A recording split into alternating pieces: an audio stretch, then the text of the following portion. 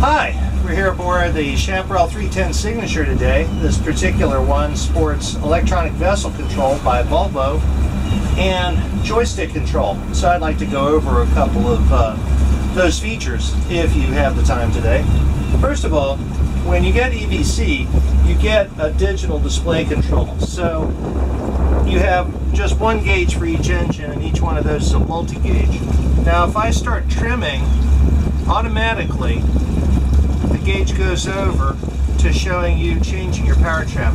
And that's a good thing, because if you don't use what they have here called Power Trim Assist, then you're going to be setting that trim, and once you know how you want it to be set, like if you know that you want it to be set at a positive 4 degrees, then you're going to go back and do that every time you've got smooth water. So I really like that as opposed to the old dial gauges for that reason.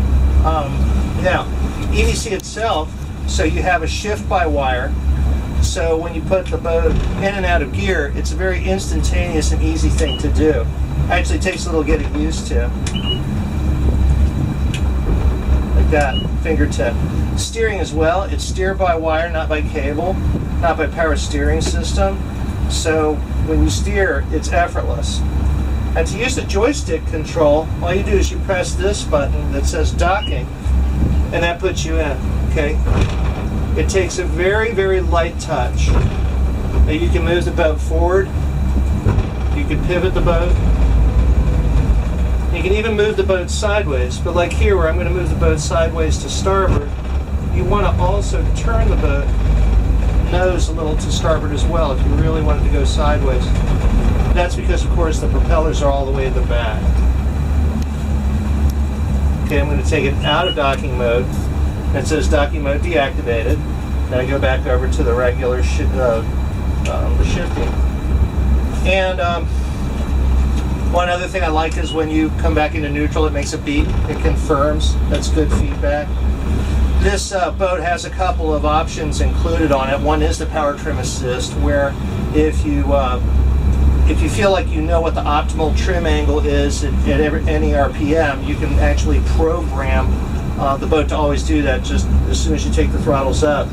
It also has another one called Cruise Control, where you can use by button move the RPMs in 200 RPM increments. It has a universal trim button here, so by hitting just one button you raise both drives evenly. And then finally, there's one option for it called single lever, which is where you take one handle up and it automatically synchronizes, but you really don't need that on Volvo's EVC. If you take both of these throttles up evenly, they'll go ahead and sister up to each other and run at the exact same RPM on their own. Also like to point out the GPS map 7610 touchscreen display. Now, Chaparral doesn't do this from the factory, but if a person wants to, they can run a NEMA 2000 input directly from the electronic control modules on the motors, and you can get your all of your engine information up on this dash. Chaparral prefers to do this as a split control. That way, this screen is given over entirely to chart plotter and fish finder functions. All right, that's it for now. Next, we're going to tackle the actual running of it. So we're using the joystick control. If I were normally coming up to these two piling, I would